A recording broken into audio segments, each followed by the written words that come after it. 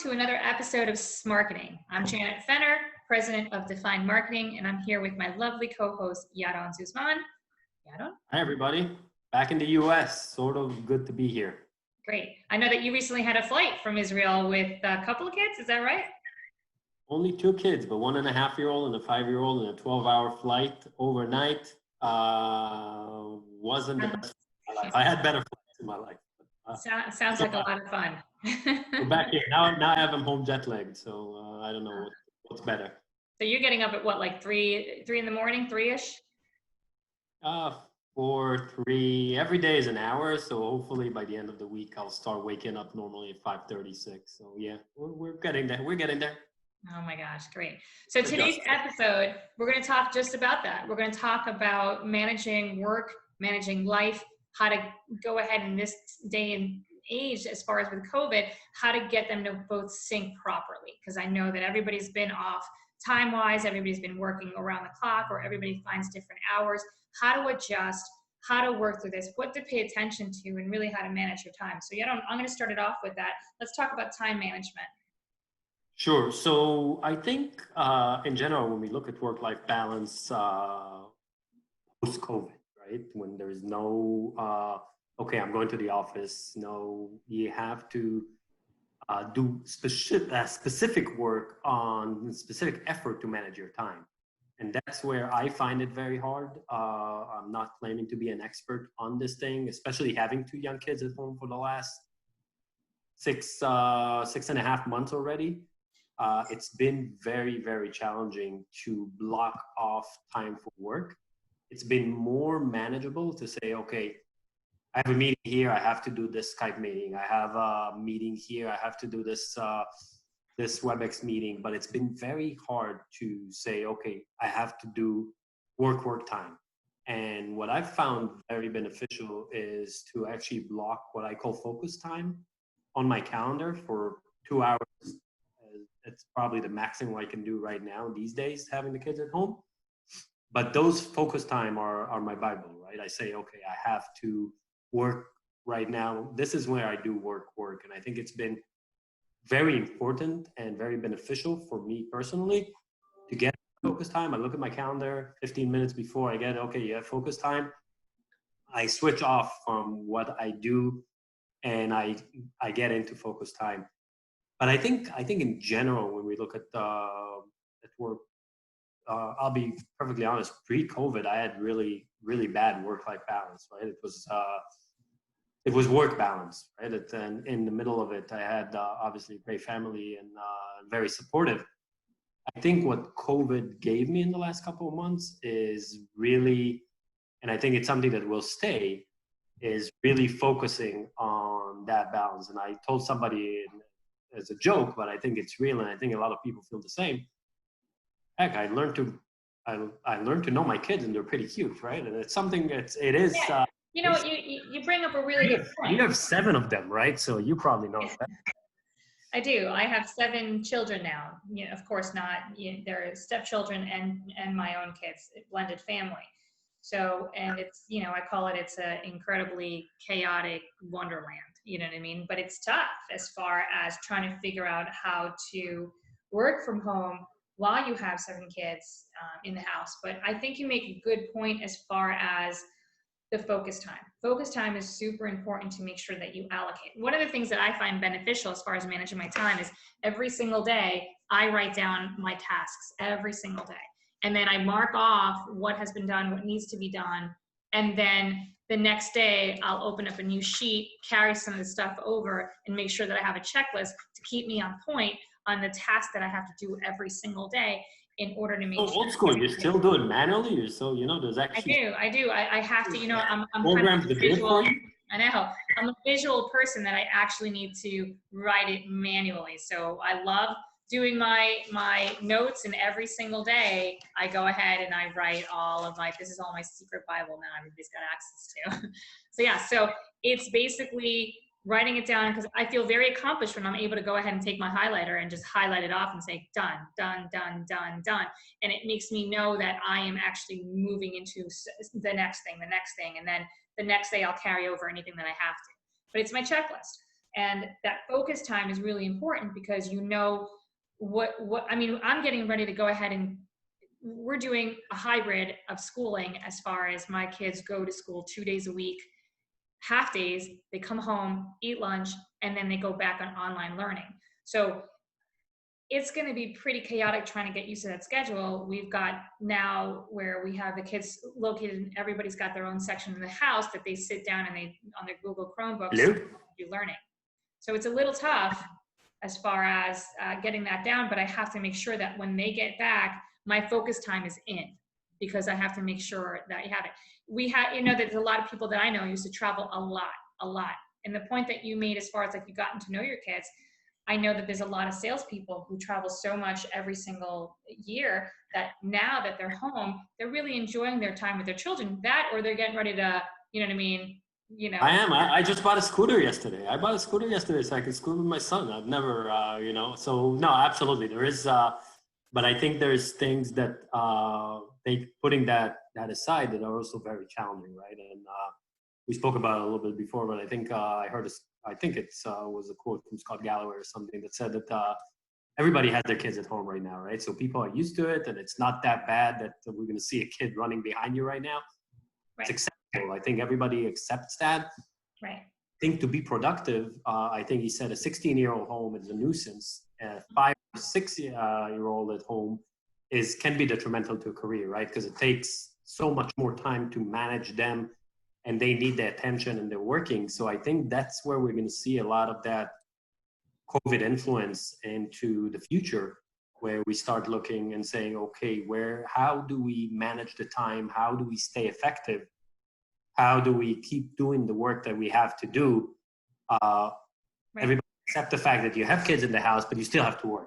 Right, and that's where it is becoming very, very challenging. It is, especially, I feel bad for the parents out there who have children in, you know, a kindergarten, first, second, third, and fourth grades. I mean, you're talking about, you have to be online learning with them. You've got to definitely hand in, and especially the parents who, I was a student of English as a second language. So that was, you know, I can't even imagine now parents trying to pick up that curriculum to help them through the school day when they don't speak English. So I'm still a student of English as a second language. So you're still a student, but you're older, you're self-sufficient. So you're doing great though. You're doing great. You know, your vowels are just rolling off the tongue. Yeah, I figured it out. I figured out the English language. But it's tough. I don't envy it. So the thing is that, you know, making sure everybody allocates their own space. You also need your own workspace. I mean, I know people who have actually made skits out of, when they do meetings in their closets, because they have to account for the meeting space where it's nice and quiet, where, you know, I've known myself to put myself in a timeout in the closet and just go, please don't find me for 5 minutes. I just need peace, you know? So you get to that breaking point and it's got to be really hard. But I know that companies have learned to adjust. You know, learning, every single person's different. So I would definitely encourage management to get to know what everyone's work-life balance is and to use their strengths to their advantage, because it's tough for parents out there right now. And I don't envy the situation for anyone with smaller children. My children range from 10 years old to 18. So I've got self-sufficient children. So that works out for me. But one of the biggest things that we do definitely recommend is the routine. Routine is key. Routine is definitely where it needs to, you've got to get up make a point of getting up early in the morning, make a routine out of it, and make sure, you know, breakfast, lunch, this is where I stop, this is where I break, this is where you know, you can go back to work, but you have to take care of the life before you take care of the work as well. They both have to be balanced. You can't be on, and I know I find myself on the computer constantly 24/7, sometimes just making sure that I'm caught up for the day until the next day. But I have to find the right balance, because you'll burn yourself out. You can't do that all the time. Absolutely. And this is something, I've been an office guy my whole life. So I've always had an office and travel. But one thing, managing remote sales teams, most of the guys that I used to work with were remote. So I've learned a lot from their home office basically routines that they had, right? So those guys, and I spoke to a lot of those guys that were running territories. They would live either in Minneapolis or LA or others, and they were used to working from home the whole life because they were remote sales guys, regional sales guys, and those guys are the masters of creating and building those routines, right? And a lot of the things that I'm doing now, a lot working from home, what I learned from these guys. So one of the guys that was on my team in Minneapolis always told me exactly what you say. Have your routine. Wake up at the same hour in the morning. Go work out. Have your coffee. Have your breakfast. Very important. Get dressed. Don't work in your pajamas, right? Dress like you're going to the office, and then start your day. Start doing your, and have that list that you have. I have it in, I use OneNote, but I have the same thing. I have, okay, what do I need to accomplish today? And you have to be realistic about it, because you said it's very gratifying to mark things off that list. It's very ungratifying to get to Friday and have the list from Monday look exactly as it looked on Monday, right? No, you're right. You're right. And I know that when I first started working from home, probably about when I used to work for the Brady Corporation, we're talking about probably about 15, 18 years ago, I worked from home for a couple of years due to acquisitions. And that was the hardest thing because I had young ones that were half-day kindergarten. So I had to make sure that while he was at school, I was able to go ahead and jump on and do whatever I had to do. But I found myself saying, I'll shower in an hour. I'll shower in an hour. I'll shower in an hour. And next thing you know, it's 5 o'clock and you're just like, where did the day go? And you find yourself, all of a sudden your day morphs into like one whole day, 1 whole hour. And you're just like, I never even got to shower. Now I got to go pick up my child. Now I've got to go make dinner. Now I've got to get into the next thing. And then it's crazy because I know that there's sometimes that people who work from home, it's not necessarily like, well, why isn't the laundry done? Or why is this not done? Because you're working. I do understand how it's hard to go ahead and say, let me stop my tasks and go put laundry in and then come back and then go, it's disrupting. So it's not so much that you can go ahead and stop. You have to find the balance too, to make sure that your life gets done. So it's tough finding that stopping point that you say, let me just get one more thing done. Let me get one more thing accomplished. Let me mark off one more, and then I'll do this. But it's tough. It's not easy. I think one thing that I found also is the hours shift, right? So again, I have 2 young ones. So for example, yesterday, my 5.5-year-old wants to go scooting in the middle of the day. And I'm like, okay, let me look at my calendar. I have an hour and a half that are open right now. So the timing shifts. So I can be very productive when they go to bed, right? Which is something you don't do when you work in an office, or you continue working. But right here, I can look and say, okay, if I can give an hour and a half of time to spend with my kid, which I'll never do pre-COVID, or you'd be at daycare. And so I will do that right now. And I will continue working at 8:30 when they're both in bed and do what I need to do and complete the task, right? And scratch the things off my list. So I think, there is a paradigm shift here that happened due to COVID. And somebody told me a good sentence that said, there's no work-life balance, there's life balance right now, right? Because you have to take that thing and put it together and say, okay, how am I taking everything that I have to do, be it work, be it life, be a good father, be a good husband, be a good wife, all of those things together. And how do I balance my life with all the craziness that is happening around us in the world these days, right? That's where I think there's challenges, but quite honestly, I also see opportunities. Like I said, for me, it's the good ray of light in this thing is I've not been on a plane since March 7. March 7 was the last time I came back from Europe, and I haven't traveled except traveling with my family. And outside of the fact with 2 jet-lag kids, without COVID, I'd probably be in a hotel room right now saying, yeah, I have to travel, I have to go to this business meeting. Right. But kidding aside, I think it's been very, very eye-opening spending all this time and all this quality time with the family. So it's great. It's great being able to go ahead and spend time with the kids.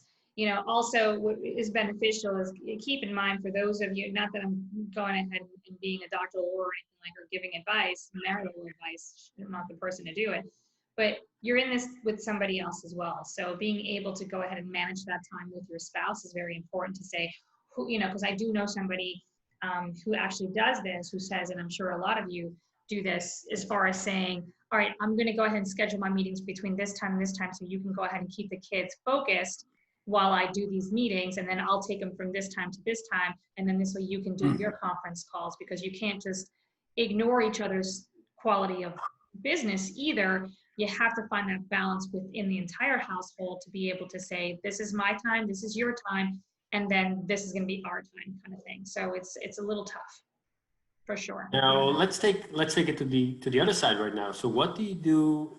Everybody's working from home right now. How do you keep your team, your organization, everybody engaged while everybody's at home, right? So that's also something that I think is I found it a little challenging, especially that I was 7 hours ahead of the US right now. I actually had a daily call with the team.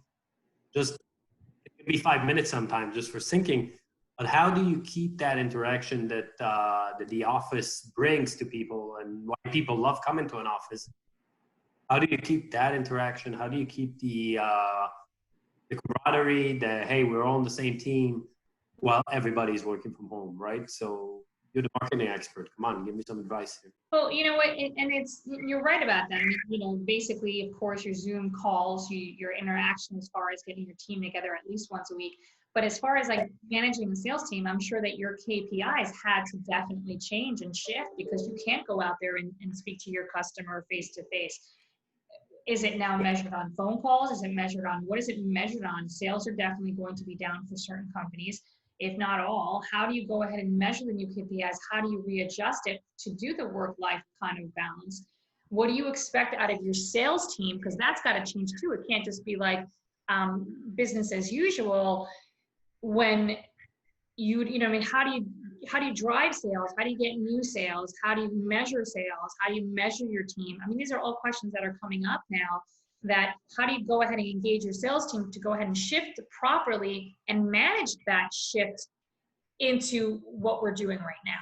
How do you find, what are you doing without giving away the secret sauce, of course, or unless you want to, as far as like, you know, what do you, or is there no secret? You're just like, I'm just flying by the seat of my pants. How do you you know, yeah, let's talk about engaging your sales team. I think a lot of companies realize that you can significantly reduce your T&E budget and still make your numbers. And I think there was a shock in March and April when this thing attacked and nobody knew what's going on. But since then, I think a lot of people realize that business has to keep on going. There's adaptation of how you do business. I think Zoom and those other tools that are out there has been extremely effective. I think companies realize that you can actually commission and do work remotely and supporting your customer remotely. So I think in general, people are going to realize that they can keep very similar top line of revenue and significantly still reduce their T&E to just major trips that are being done. So I think that's going to significantly hurt the airline industry and the hotel industry going into the future. I don't think things are going to go back. A lot of people, it's just going to be a vaccine and everybody's going to be doing the exact same they did before.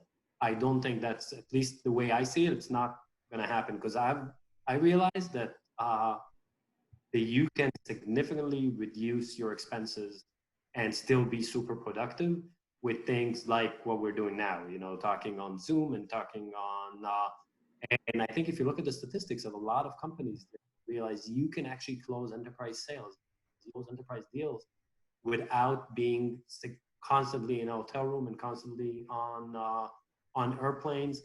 And those are huge expenses. You know, when you manage a sales team of 50, 100 people, and they run an average of $5,000 to $8,000 a month just on T&E, right, it's a significant amount of money. And if you can maintain your top line without that T&E, I think a lot of companies will realize, hey, we're going to do some strategic travel. We're going to do sales meetings. We're going to do what needs to be done to keep that camaraderie. But I think a lot of the, call it common travel, people realize, hey, we can save that money. So I think there's yeah, you're right about that. They can, and there's other ways to go ahead and generate leads. I mean, you can definitely proactively use Sales Navigator within LinkedIn. If you tie it to other apps, it can be completely successful as far as like mining for leads and going after your target market. call me, I can help you with that. So yeah, That was definitely a plug. there That are was an ways. advertisement by Janice Fenner. Right. No, and I'm putting together packages right now for events as far as if companies want to go ahead and put together, and not that this is going to be like, and now brought to you by Define Marketing. No, there's ways to go ahead and see your customer. There's a way to go about and do trainings.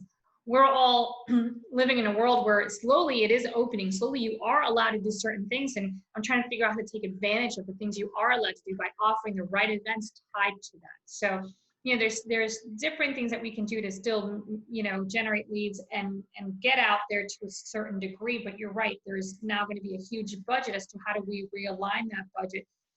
Even though sales are down, I'm sure it's going to be realigned all the way across the board. The buckets are definitely going to change. But there's things that you can do to proactively generate leads and task your sales force with new ideas and new ways to go to business. I'm sure the companies out there aren't saying to the salespeople, well, good luck. We'll see how it goes. And hopefully when we open up, business can be normal. You know what I mean? It's not like that. They have to, I'm sure, put some kind of measurements in place and ideas that they can use to go after new business. But it's all about still maintaining that work-life balance. It always comes down to how do you manage your time the right way. And then when the world starts coming up and opening up, how to just realign it and realign it and realign it. Everything, just diving in and doing something is not going to help out. It's more going to be like, you have to really be disciplined. It's all about that, and you can't be that one employee that's going to ruin it for the rest of the other employees that are working from home. Because, some people are going to be like, it's so great working from home. I love working from home. I get so much more work done. And my life has been a hell of a lot better because of it. And then there's some employees that are like, I can't wait to go back into the office, right? But for those that are working from home, who'd like to go ahead, where companies were like, no working from home, everybody's in the office, that's the way we are, blah, blah, blah. Those companies are slowly realizing, hey, you know what? This whole working from home is actually working. Why are we having such an overhead in-house? You know what I'm saying? So at this point, for those employees that are working from home, you always have those couple of employees that are gonna not do a single thing and thinking that this is like vacation time, and then they're gonna ruin it for everybody else who is proactively doing things to basically remain working from home. Does that make sense? Am I just Yeah, I think I just talk and I'm like, I think you're kind of making sense. No, I listen. I think there's again. I looked at it when this thing started, and I'm like, oh, holy crap, because suddenly everybody froze. Everybody froze, and we haven't been to our office. I feel like we've been paying rent for really no good reason. But right. But right now, at least. And again, we're still a small company, so our rent is not that crazy. So we're like, okay, we're going to keep the office because I think just moving out will cost me more than a couple months of rent, right? Moving everything, putting everything in storage. So we're keeping the office. Actually, I'm sitting in the office right now.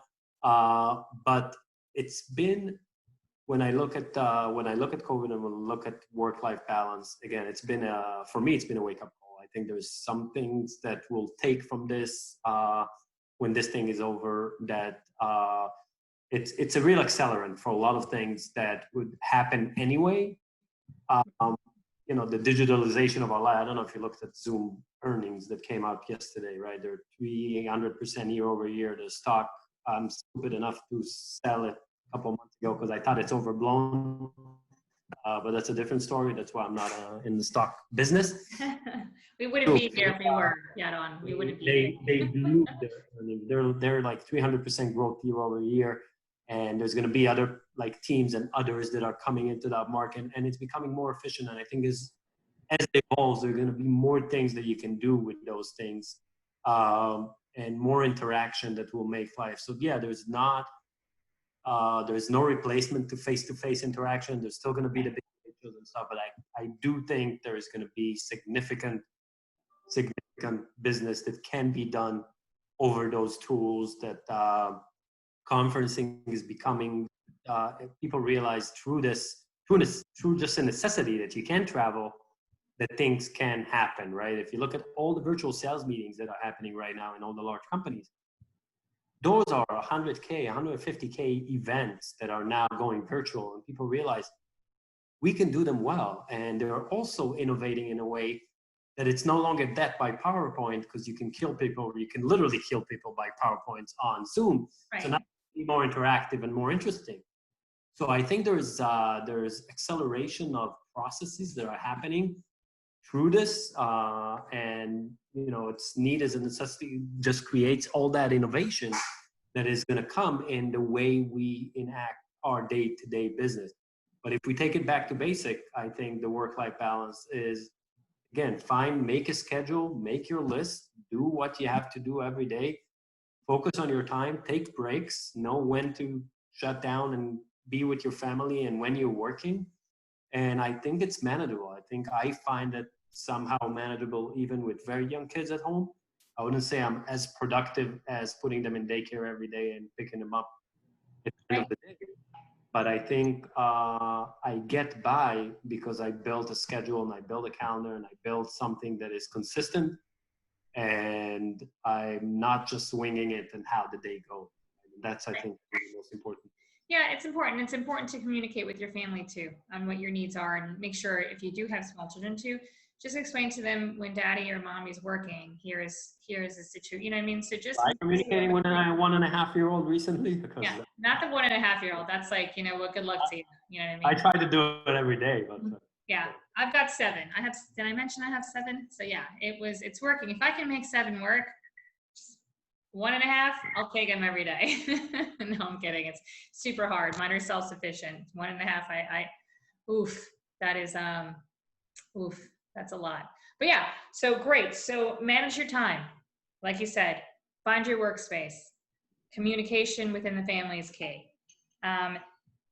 Routine. Routine is definitely something that you have to adhere to. Make sure you're sticking. Get dressed to the office. Wear the role. Get dressed to the office. And no pajamas. And actually, another friend of mine told me make happy hour plans every day. Make happy hour plans every day. Stay social. Definitely take care of you as well. That's important. Focus time. Focus time. I think that was the key for me. It's like when you said I have focus time from this time to this time to get everything done. I think that is definitely the key. So focus time is good too. So that works for me. I mean, I know that we're just learning how to, navigate this, and that's okay. It's one of the big COVID words is navigate or pivot. You know what I mean? There's a lot of words that have come out of this. So the new norm, you know what I mean? So I think with that, I think we hit a lot of the topics on the head, and except for the pets, I know that I have pets too. When we do go back to work, they're going to be like, where did they go? Where did everybody go? Where did everybody go? Pets world. Exactly. So I think they're going to be the ones that are going to be feeling it the most. But besides that, for now, if there's anything that, you guys want to reach out to us for, or make any comments, feel free to do comments. Well, let's speak of the devil. There you go. And so here's HR. This is Lumpy. So we're good. So we appreciate and again, I do think this is something that at least I am far from an expert on. I'm constantly adapting, having young kids. Yeah, I don't think anybody's an expert. I learned so much in the last couple of months that it's, if you tell me a year ago that I'll have to be working from home every day with my kids at home, I'll tell you you're crazy. Right. And now I realize it's somehow manageable. You can do it. Yeah, well, you have no choice. You have to. So the best thing is just basically get your feet underneath you, figure it out, get yourself organized, and basically take it one day at a time, see what works and what doesn't work until you find it. But stop the procrastination and just basically manage your time and just figure out what works for you and your family. And don't stay on that laptop all day long. So get off that laptop at a certain point. Learn how to say. Learn to shut down. Learn to shut down. Yes, that's the most important thing. Learn when to shut down. So it's all good. And learn when to turn your brain off too. That's another thing. So I got no problem. That's easy. Yeah. I find sometimes I can't sleep at night because I've got all these topics in my head as to what do I got to do, whatever. All right. So listen, Yaron, thank you for joining me. I do appreciate it. And we're going to go ahead and join everybody next week again when we pick another awesome topic to talk about. What was the topic we're going to talk about next week? I think next week we're going to talk about talent in the industry. How do we bring young talent into the industry?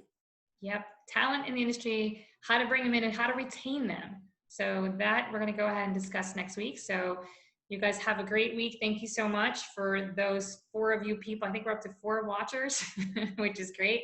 So, and I think you and I are maybe one of them. I know you watched 1 so far. I watched one that I wasn't in. I gotta be honest. Oh, great. I watched one that you did. Even better. All right. Well, thanks so much, Yaron, and thanks to everybody. All right. Thank you. Talk to you Bye next bye. time. All right. Bye.